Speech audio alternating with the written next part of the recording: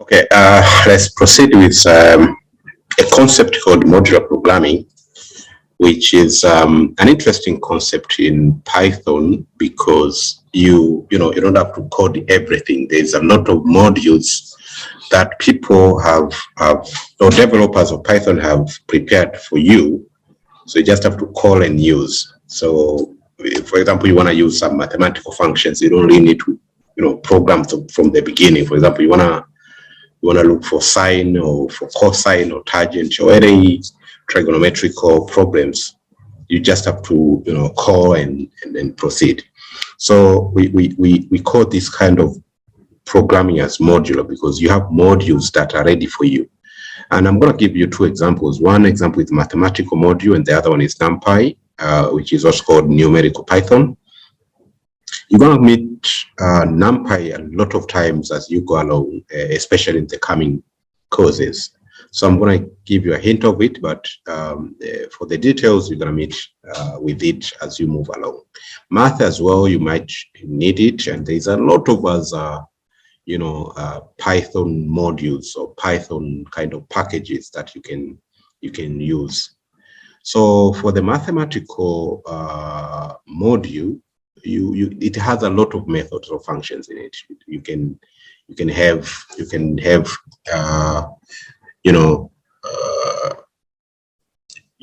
have a number, let's say, or a variable, let's say x, which equals to say 5.6. And probably you just want to round it off. How do you do that? But before doing that, you need to call, you need to import, you need to bring it in on the board, the mathematical function. We use import. Most of the languages, I think Java uses import as well. I don't remember both C++ or C. Some languages do use include, but they all mean the same. You just have to import or include or whatever other language you might use. But for Python, we normally use import, right? So you have, let's say, this number, and you want to round it off, and you just simply say round that particular number, which is x, or you can put a direct variable, a direct value like 5.6. And now you can print it to the screen. So you can just go ahead and print it direct here by saying print, the round x. What will be the outcome? If we run that, you could see it's rounding off to 6, right? What if it was like, 5.4? What will be the outcome? It's rounding off to 5. So I think you can all remember, rounding off mathematics. But what if you want to go to the to get, let's say, the absolute value? So we use abs. So you can say absolute value of x. What will be what is it? Let me just print it direct like that. Print the absolute of x. I'm sure someone can guess what is output. It is 5.4. And if you can recall what an absolute value is, regardless of whether it's positive or minus, it has to be positive. That's the absolute value. So for example, if I change this one to minus 5.4, you can see if we say run, it changes the absolute value to 5.4, which is positive, as opposed to negative. And you can see the rounding off, it has rounded off to minus 5 as the nearest so this is the way you can work with mathematics. But there's a lot of other modules or functions in the math module. You can calculate a lot of other problems. And how do you call them? You can use the math dot, and then you call the particular function. For example, you wanna get the upper. Let me change this one to positive. The original example. You want to get the upper value, right? So you can say, for example, upper of that particular number. But here it's a little bit different. And sorry, what am I using? Sorry, let me use the word math dot. Now, if you're using PyCharm, if you write math dot, it will bring all the functions that are within mathematical module or math module. So if we want to get the upper value, we use cell as a ceiling, right, of works. What will be the output? Let me just print it straight. You can say print this value here, or someone could do a different trick. Okay, let me just print, and you will see the ceiling or the upper value of 5.6 is what? Is 6. Or even if it's 5.7, it is 6. What if it's 5.2? It is still 6, right? And what if you want to get the base? You can also print math dot. What do we use for the base of this? Because or the lower value, we call it a floor. So you can say floor of x, and once you run it, what you get, it's 5. Regardless of whether it was 5.6, you still get 5, right? I hope you're together. And you still can do a lot of more other things. For example, you want to use some pi. You remember pi is equal to 3.14 and stuff, right? Now we want to use pi, so you can say, well, you want to print math.pi, right? And that's it. Pi doesn't have these brackets, so it just pi as pi. And you run that one, you can see. So someone else could say, well, I want to print, I want to include a message and say, let me use formatted string. So let me say the value of pi is, I don't know if it will work, but I hope it does. Shouldn't give us problems. What will be the output? So the value of pi is 3.14 stuff, blah, blah, blah, right? So someone else might want to go into the details and get probably the sign, for example. What is the sign of, let's say, 30?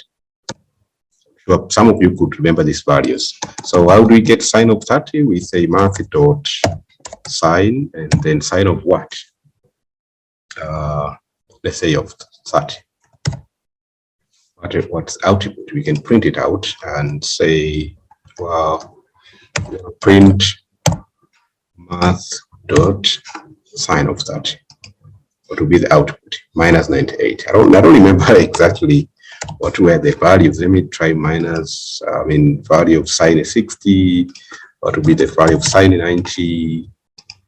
And things like that. So you can play around with some mathematical problems using the mathy module. Now, for more math functions in this module, you can visit Google and search for Python math functions, and you get a lot of them, and you can go around and play around with them. So that's it for the math module. You can, as I said, you can play around with them, but also that's one way you can import math. But the other way, you might not want to import just a single module in a single statement. You can include a lot of other modules. For example, you can say import math and import random. You just put a comma and you're done, right? So for that particular case, for example, you want to play around with some random numbers, right? And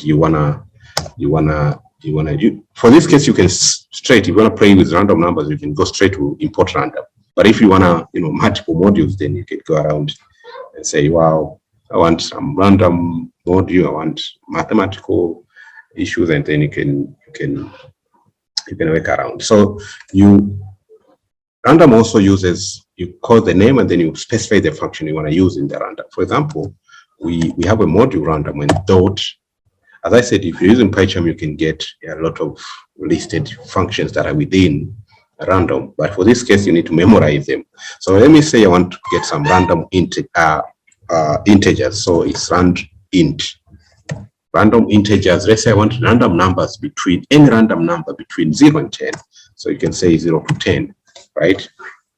Using that particular approach. So let me just print them straight and say, okay, print something like that. I want to print any random number between 0 to 10. And I will run it. Well, the first number is 5. What if I run again? What will be another random number? 2. What if I run again? 6. What if I try to run again? 0, because it's 0 to 10. So, and everything is inclusive. 8. So you can play around and generate a different number because it's coming up with some random numbers. Or the other way, you could even say, oh, well, I want random numbers between a certain range, but it should be jumping at a particular interval. Let's say I want a random number between 0 to 10, but it should be after every 2 numbers. So you give the interval and as well as the you give the range as well as the interval that you want to be jumping. So let me say I want to get random numbers, but in a range. We say rand, but in a range of, let's say, between 0 up to 10, but I want to be jumping by probably 2. So means you get 0 itself, 2, 4, 6. You don't get 1 or 3 or 5 because you're jumping by the interval of 2. So if you try to run this, what you get? You're getting 8 in the first place. Let me comment out this. It might be confusing for some of you, but okay. Let me run again. I'm getting 2. I'm getting I'm getting 8, and I'm getting 8 again. I'm getting 8 again. This is crazy because I think it doesn't get. Let me change this to 20. What will be the output? Getting 2, getting 6, getting 14. So you see, you won't see any number that's it should be in the interval of 2, right? So you can play around with those kind of crazy stuff, but it should be easy. So you want to get some. There's a lot of Python modules that you can play around with them. These are just some of them.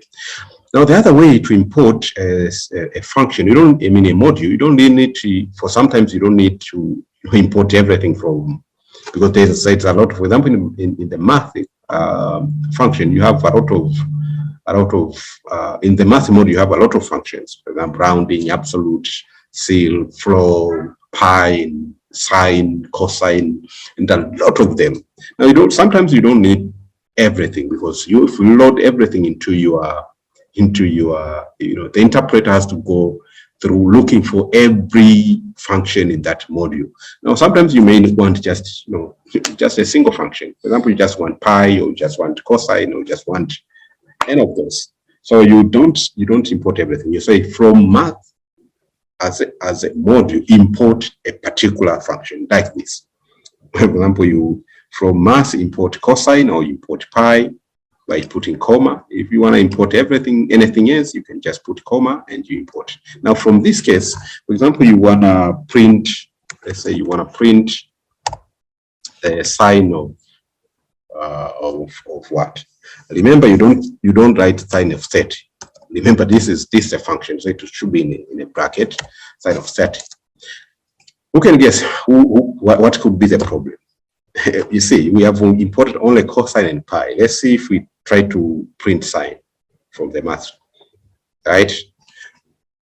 What will be the output? If we run this, we are running into a problem. Why? Because name sign is not defined. It's nowhere to be seen. So if you change this, let me comment out this, because it gives us error, because it's not imported. So we can, if we try to print cosine of 30, we're going to get the answer because we imported the cosine from that math module. So if you run it, you see we are getting the value for cosine of 30. If you change to 45, you still get the result. I hope you're together, and it should be easy like that. Then let's see the NumPy. NumPy is a short for numerical Python, as I said, and NumPy has a lot of applications. Whenever you're dealing with data science, or whenever you're doing data science, you always use this. You will always use NumPy. There's a lot of other modules like pandas. You're gonna meet them, but sometimes it's specific to whatever you're doing. Those who are coming to teach you about machine vision in agriculture and stuff, or machine learning in general, they are going to use all these modules, a lot of these modules, NumPy, pandas, and all those stuffs. So you still also import them, right? So you can use import NumPy like this, and you can use the functions in NumPy. Now you need to learn about NumPy because I'm giving you the hint. You don't need to bother about it. But sometimes we don't really import NumPy like that. We can, for example, here we were calling math dot, but NumPy, you know, every time you want to use it, you have to say NumPy dot. So most cases, more often, we normally say import NumPy as. You give an alias. An alias is just like an AKA, right? Most people use NP. So whenever you want to use it, you could say, well, let's say I'm defining an array. And it's mostly used on arrays. And arrays, for example, an image is an array of pixels. Pixels are just arranged as you know, rows and columns. So whenever you're working with images, you're going to use NumPy because that's the best module for working with arrays. For example, I'm defining an array A, and I want to call a NumPy.array. So I can say, instead of saying NumPy.array, I can say NP.array, and I can define my array. Now, defining an array, we normally use a bracket, but remember, array is a function. So for this case, we put within that brackets, we put our corner, or I don't know, squared brackets, and maybe my array is just 1, 2, and 3. And what if we print that? So you can say, well, I want to print A. What will I get? Let me run and see. Wow, that's my array, right? But that's just this. I don't know, how do you call them? An array that's just one row. But you can have arrays that has, you know, 2 rows and 3 columns and something like that. So we can say, yeah, we have an array B that is NumPy, which is NP. Now we're giving it an alias, and say array, we give those brackets. But remember, because we have this big array, so we can put array like that. But remember, we have these 2 rows, so each row has its own array. So we can say 1, 2, 3, comma the second array, which is, let's say, from 4, 5, 6. What if I print this and print B? What will I get? Something like this. So you can play around with. Now this is just for demo. You know, this is almost useless. We are just printing it on the screen, right? And several other applications. For example, someone defines something like this. Let me show you. Let's say NumPy.diagonal. I want to get the diagonal values like this. Sorry. And let's say that this, I want to draw an array that the diagonal values are the ones I'm supplying here. Let's say I'm supplying 8, 9, 7, and 6, right? How will it look like? How will something like this actually look like? So we can guess what will be the output. Let me print out. Let me comment out this. I don't need them, right? Let me print. Boom. There we go. So you can see we didn't even say print, so it's straight like that. Didn't even say, but you can see these are arranged diagonally, and the rest are zeros. So you can have a big array like that, with everything is arranged in that way, right? So for more details about this NumPy and these other modules, you're gonna meet them as you move around, right? But you should be ready that whenever you're working with Python, sometimes you might need some predefined modules that come along with Python installation, right? So now let's see the if statement. If statement is, for the most part, as you might be aware, is that you want to make some selections. you are given this condition, what will be the outcome? What if you do this, what will be the outcome? The simplest example is whenever you go to the ATM machine, for instance, if you put in a wrong password, it will reject. It will tell, no, this is wrong password. So it makes decisions. So if a certain condition is true, you have to do something. Otherwise, you have to do something else. If you give me, I don't know what example should I use. If you give a wrong password, it should reject. Otherwise, it should continue and ask you, for the type of transaction you want to do. You want to withdraw some money, or you want to, check balance, or you want to change password and stuff like that. So it's for the most part used to make decisions. Now let's take a simple example or problem where you have a farmer's advisory system. You have a system that advises farmers, and it advises as follows. If it is dry season, our system should tell a farmer that it is too hot, or it is hot season. Farmers are advised not to spend food extravagantly. Otherwise, if it is a wet season, it should give a different message. And otherwise, it should just say, well, this is just a moderate season, and that's it. Now, we need to identify the variables. We have this problem. We need to identify the variables, and then we should make decision. Now, one of the variables is, well, this is dry season or not dry? Well, dry season or wet season, right? So we can say, is it dry? We can just say dry, and this is easy. You can just put it to, say, true. For example, if it's true, we can, and is it wet? We can make a decision. Is it wet, or is it whatever season, wet season? Okay. You can say maybe it is false or true. We can change this. I'm sure I will tell you, I will show you how you can play around with them. Now, if we want to display that message, if it is dry, or if it's dry, what message should we say, right? Now, if you have noticed with Python, whenever you put this full colon, right, it will indent a little bit. And this is very sensitive for Python. If you don't indent, we're in trouble. It won't run. It will complain that there's a syntax error.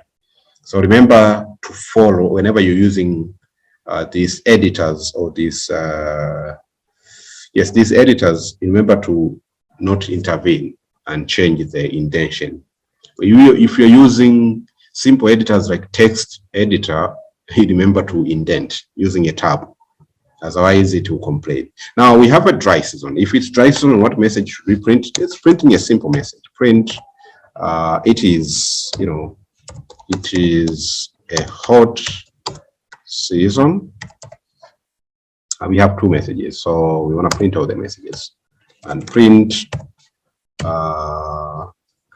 farmers are advised not to spend the food extravagantly,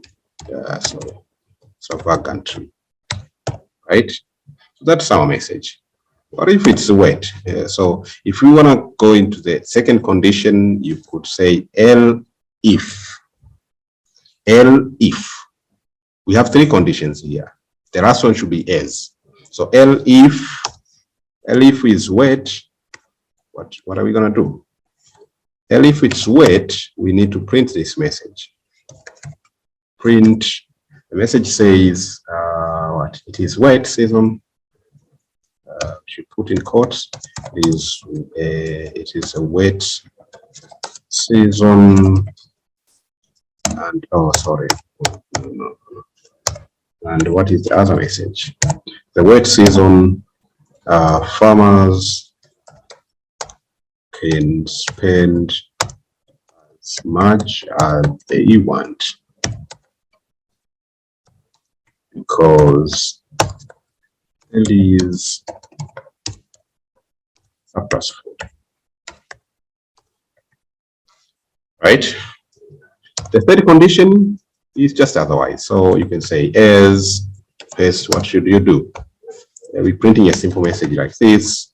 Print, it is moderate season.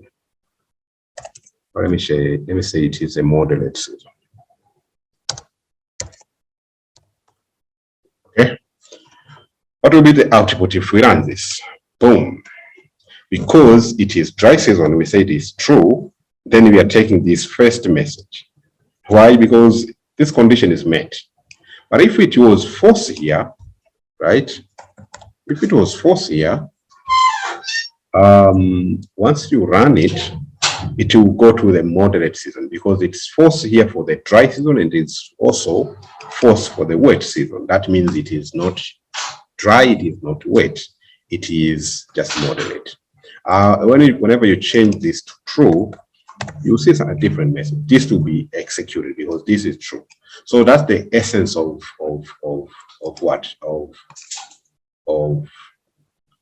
if statement. It makes certain decisions whenever a certain condition is met. I hope you're together, and I'm sure you're enjoying, you're grasping the concept.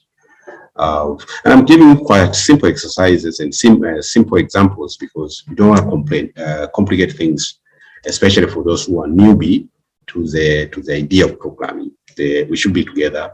While as you go along, you can make things not hard really, but you can expand the concept, and I'm sure most of you will be comfortable with the idea.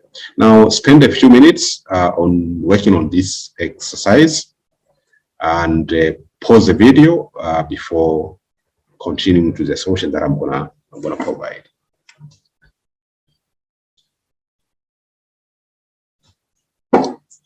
All right, so we have a problem here. We want to modify our farmers advisory system to advise poultry farmers on the best amount to sell their eggs for a good bonus. That is, if they sell fewer than 10 trays of eggs, they will receive 10% bonus. But if they sell more than 10 trays, they will receive a 20% bonus. You will encounter this kind of problems in the society as you do programming. And you have to, come up with some systems that will be making decisions. Probably you are trying to advise your customers on a particular thing. And in this case, if someone has less than 10 trays of eggs, they get just a 10% bonus. But if they have more than that, they get a 20% bonus. So now the cost of each tray is, 8,000. Now let's try to calculate, or let's try to see this, to solve this problem here, that calculates the actual amount, bonus, and the total amount of money, including the bonus for a farmer who has a certain number of trays, for example, 25. So we have a few variables that we need to define here. We have the price for each tray, and we have, we allow the user to enter the number of trays they have. So you can have trays that someone have, you can say, you want to input them.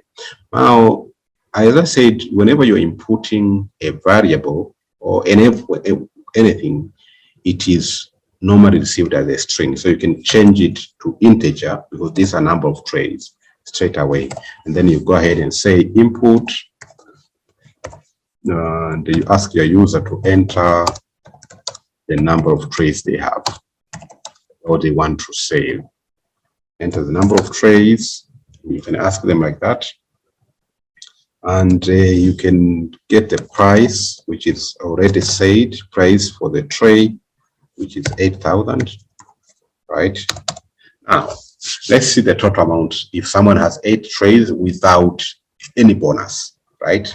So without bonus, our total sale without a bonus. How do we get this? We just want to do a simple calculations. Yeah, don't let me use the word amount. It's equal to the given price times the number of trays. So you can say price or times you use the asterisk. The number of trays. So if you print this, I'm sure you're getting there. You're answering the first. I'm calling actual amount. So print, let me use formatted string. Print let me say your eggs are valued at certain amount. So at as remember the formatted string, so you put the amount, right? Now that's it. When you run this, what do you get? Let's run and see what happens. Okay, enter the number of trays, and let me say I have, well, we're given the example of 25. Let me use, I just have 4 trays, right? They're saying my eggs are valued at 32,000, and I think that's true because each tray costs 8,000 times 4, that's 32. But if someone has 25, let me run again, and let's say 25 times that one, that's 200,000, like in bill. So that's easy like that. And now let's continue with the other questions. They're asking for the bonus.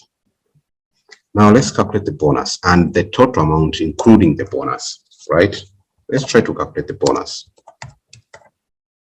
How are we going to get the bonus? Now the bonus depends on whether someone has more than 10 trays, okay? And if someone has more than 10 trays. Now we need to use if trays are greater or equal to 10. Let me use inclusively. What should we do? We calculate the bonus. Now the bonus will be yet getting the amount that we have, this amount here, times 10%. No, not times 20% for this case. So we're getting the amount times 20%. 20% is just 0.2, right? And we can print whatever they have, right? So we can print that your bonus is this much. So let me put a fancy message here using formatted string. Since you have, these are more than 10, yeah? Since you have more than 10 trays of eggs, your bonus is, the bonus is this bonus here, right? Is bonus. So we're putting it in those fancy brackets, and we close the brackets. So that's the bonus. But remember, we also need to calculate the total amount. So total amount, so you can say total, let me use the word total, is equal to what? Is equal to the amount plus the bonus. The given amount that we calculated at the beginning plus this new bonus here. This amount plus this. So we say it is equal to amount plus the bonus. And we can print the message here, which is simple message saying, well, let me use a formatted string and say, let me use this. So the total amount including bonus is what? Is the total. I hope we are together. That's simple like that. So that is for someone who has over 10 trays. Otherwise, they have less than 10 trays. So we just use as we calculate a bonus for this case. So we say bonus for this case equals to the given amount on top times 10%, which is 0.1, right? And we can print the message, simple message like, like I'm using formatted string, so we can say since you have less than 10 trays of eggs, well, your bonus is bonus. I hope you're together. And what is the total for this case? Total equals to amount plus the bonus for this particular case, right? And we can also print that total as required by the equation. And I'm using formatted string and say, so the total amount, including bonus, is total. What I'm talking about is this one here. That's it. So if you run this, so let's enter the 4 trays and see where this person, where's the problem? Sorry. Something is wrong here. Let me run again. There are 4 trays and run again. Something is wrong. Let me stop it and run again. So we have 4 trays. If I enter, I'm running into a problem. All right, we encountered a message, an error message here, which says amount is not defined. Well, we had a typo error here. So it's supposed to be amount. So once we run it, we said we have 4 trays. So your eggs are valued at 32,000. Since you have less than, come on, you didn't tell me. It should be have less than 10 trays of eggs, your bonus is only 3,200. So the total amount, including bonus, is 35 plus. So if you take this one plus 32,000, you're getting 35. And what if, let me run again and see if I have 25 trays, 25. So that is my eggs about 200,000. Since I have more than 10 trays, my bonus is 40,000, and the total is 240,000. So that's some good money. So using this approach, you can, you can advise your customers and stuff. We'll continue from there. So you can take a break and then we can proceed to comparison operators.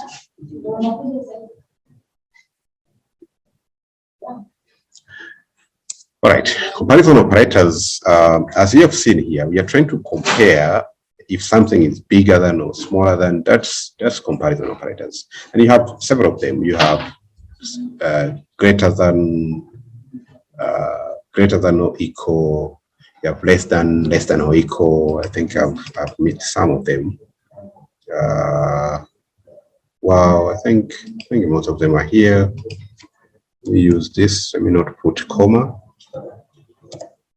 You have greater than. You have greater than or equal. You have less than. You have less than or equal. And let me just not put the commas, right? You have something is wrong here. I don't know if you can see it, but yeah, let me just put them greater than or equal, or let me put each of them in a separate line. I don't know how it would behave. Less than or equal, an equal sign and not equal. Let me see what happens. Wow, I don't know. It's misbehaving. But anyway, you can see the concept. That you have this kind of symbols now. Let's check the price of some fruits in our farmers advisory system and recommend to our users. For example, you want to recommend like these fruits are cheaper than the other one. And for this case, we have if the price of a mango is greater than 1,500, oh, that's too expensive. Otherwise, it is. If it's less than 300, that's very cheap. Otherwise, it's less expensive. Cheap. I'm sure this one is easy. It's just like this one, wet, not wet, and you can decide, right? But here we are using comparison operators. We are trying to see greater than or equal. So this is straight, I think. So we have price of a mango, or just price. We want to get it from the user. So we input So what is the price? Let me say, what is the price for a mango? The price for a mango, right? But remember, as I said, this is taken as a string, so you can convert it straight to integer by adding int, and we convert this, right? So we want to check now if price is, our condition is that if price is greater than 1,500, let me use inclusively. If the price is greater or equal to 1,500, what message should we say? We should say, wow, this is too expensive. We're just printing a message and say, oh, this is too expensive. What if it's less than that? We say if price is less, or let me use less or equal to 300, I can say, well, this is well cheaper. This is very cheap. And as it is neither expensive nor cheap. I should use the word no here, not all, right? Yeah, so if you run this, it will ask for the price. Let's say, well, this mango is sold at 4,000. Oh, this is too expensive. What if it is sold at, 200 and 250, for instance? Oh, that's very cheap. Now, where else should we say neither? Okay, sorry. We run it and say this is sold at 700. It is neither expensive nor cheap, right? So that was quite straight. Now we have a minor exercise for you, right? I'm not gonna do this. This is for you completely. If a name of a customer is less than 3 characters long, the name must be 3 characters. Or maybe I can do it for you, but pause the video for a moment and then come back, proceed with it.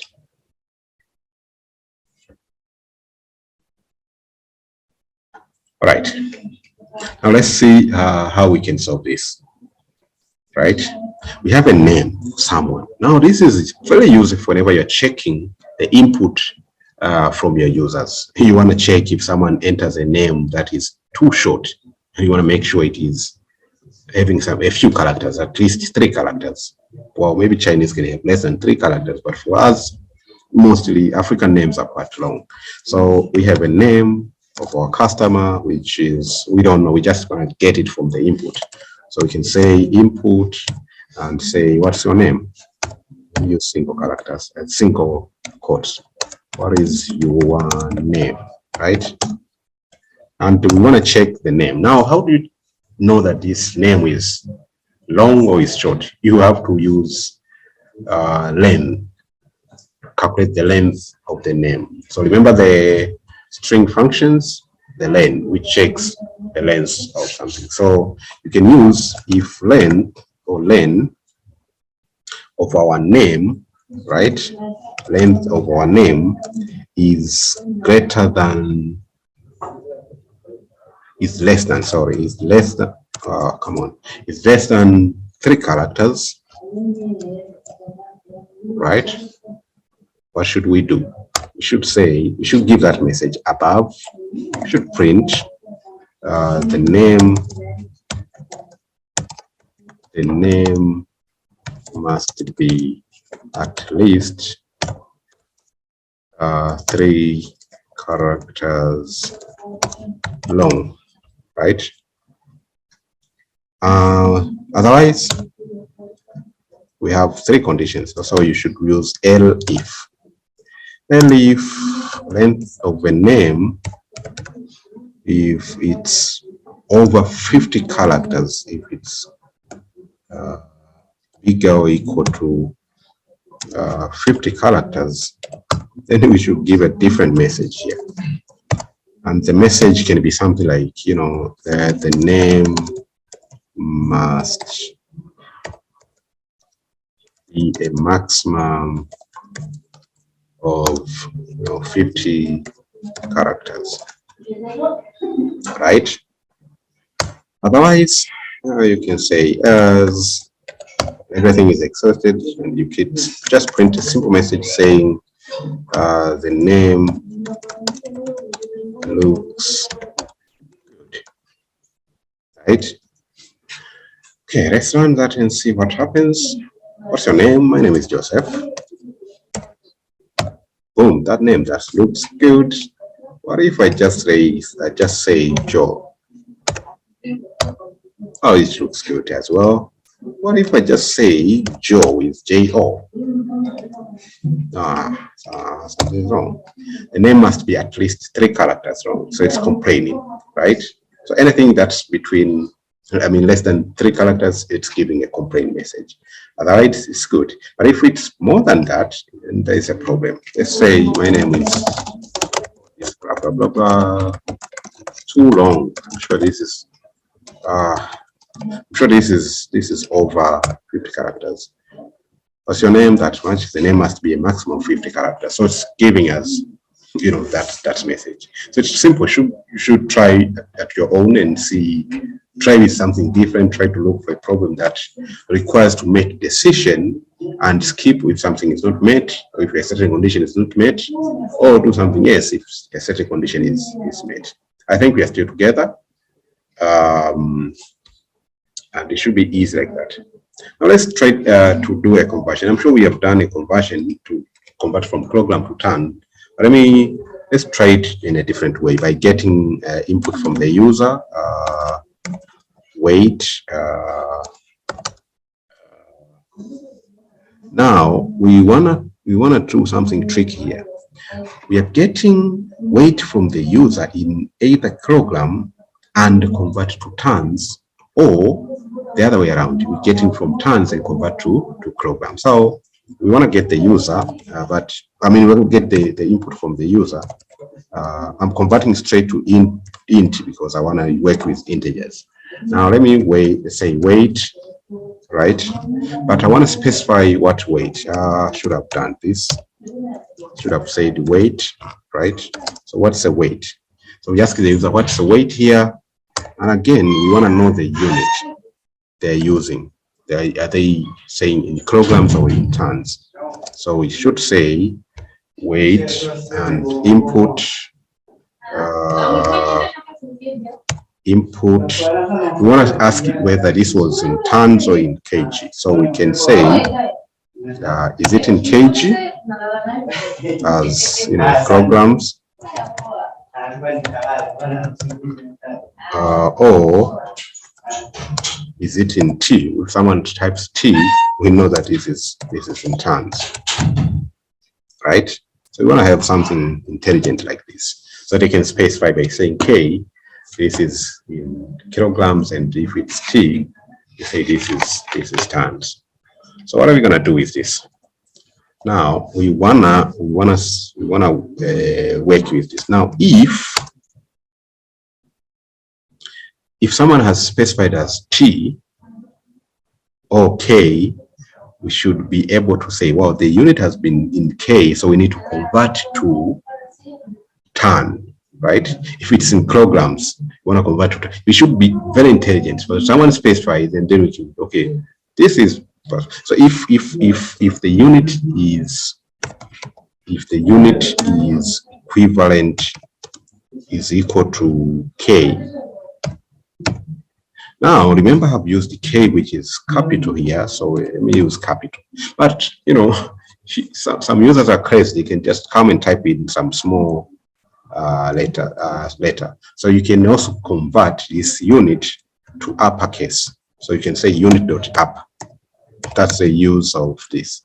So you can convert whatever is entered, whether smaller or upper, you can convert to upper, so you can make it can be equivalent to this one, right? Because this is case sensitive.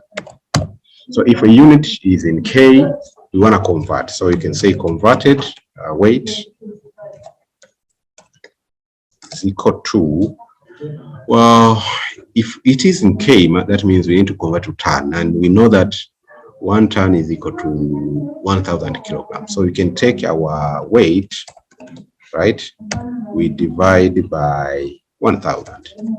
So if someone has, remember my example where I had 500 kg, if you take 500 divided by 1,000, you get 0.5 ton, right? And we can print a message. So print our message.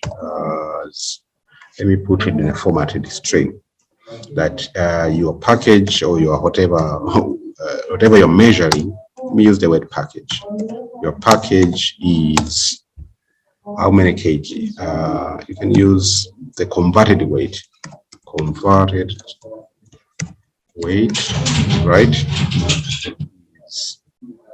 Your package is whatever we are converted to tons, so we are saying tons, right? Very straight like that. That is like that. As what do we do? We say converted weight is equal to, now we are converting, otherwise it's in tons. So we're taking the given weight, which is here, and multiply it by 1,000. I'm sure you're getting the logic why am I multiplying it. Then we can print the message by saying, well, your package is converted weight kilograms.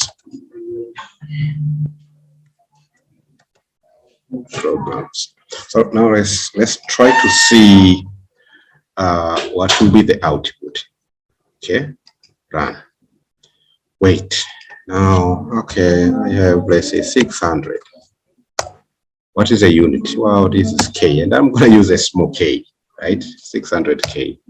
Well, your package is 0.6 tons. Wow, that's wonderful. So it can do that calculations.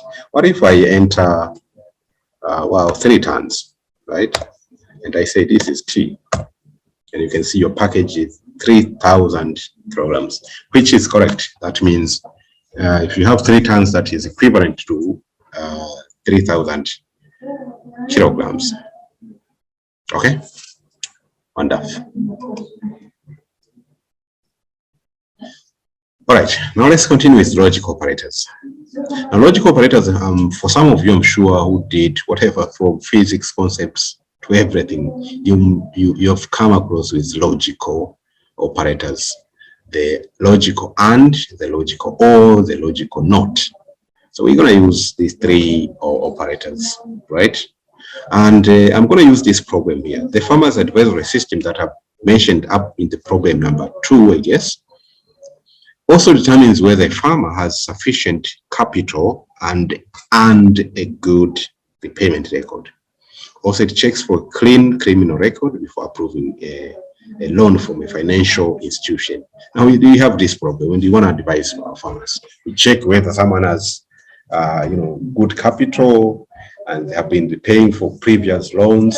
And if they have, some clean criminal records, we don't want to give our money to someone who has criminal records, right? So, and in simple words, we have something like this. If a farmer has a large capital and good loan repayment, we want to say, well, this person is eligible for a loan offer, otherwise not. This is the first question. Well, the other part is that what if they have a good capital, but someone may have good money, but they have some criminal records? What should we do? So now let's see how we can work with this, how we can answer this first part. So we check if someone has, has good capital, good capital. Well, this one is, in Boolean, what is a good capital, yes or no. So you can say someone has good capital, it is true. Someone is true, has good capital, and has good loan repayment. Let me shorten my variables.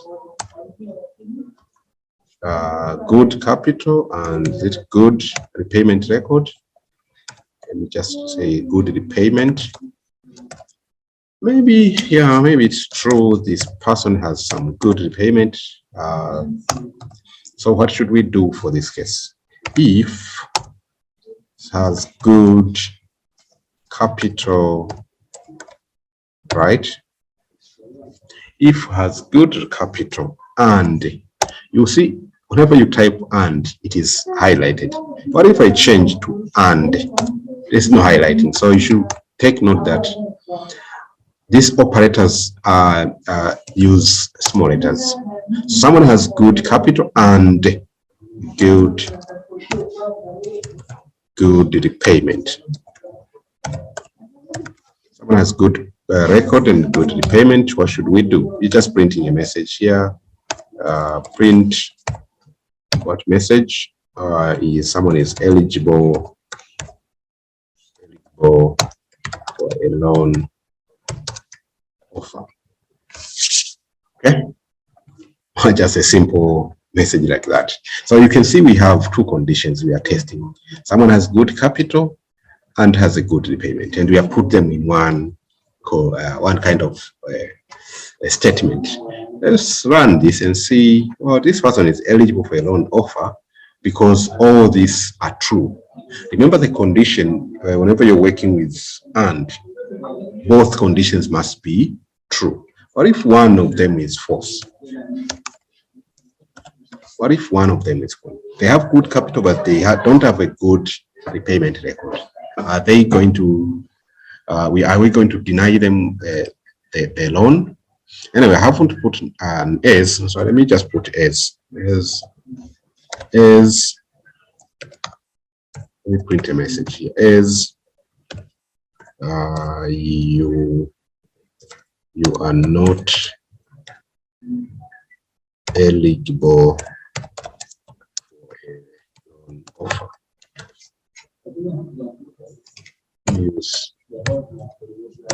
You are eligible, right? So let me change just one of the conditions and see what happens. Wow, not eligible for a loan offer. Why? Because one of the conditions is not met. So you can change this to true and change this to false, which means someone has does not have good capital, but they have good repayment record. If you run this again, it will say, no, you're not eligible. All the conditions must be true for an and to work, right? Wow, boom, not eligible. Everything must be true. So that's one case. So the other case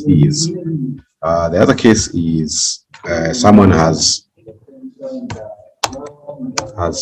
a criminal record. What are we going to do? So we say if let me add the criminal record here. Criminal record. Let me say false. That means they don't have a criminal record, right? And I can change to true, and you can see. So if someone has good capital, so has good capital, right, and a criminal record, what should we do? We should say they are, if they have everything is met, well, they are eligible for that. Let me just copy and paste this. Don't need to repeat everything, right? If they have a very good capital and they have clean criminal records, they're eligible. Otherwise, they are not, right? Now, for this case, we're saying false means this person has what?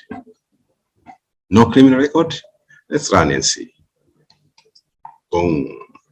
You are not eligible. Why? Because you have a criminal record. You need to have everything to true. And then you benefit. Otherwise, no. Right? So something like this. So I hope you're all together. Oh, well, I had this cell here for good criminal record. I think don't need it. All right, so that is the way you can work with if, right, which I think I mentioned it here. Oh, it has been quite some time. That's if, but there's another condition. I mean, there's another approach in programming which you wanna execute a certain piece of code for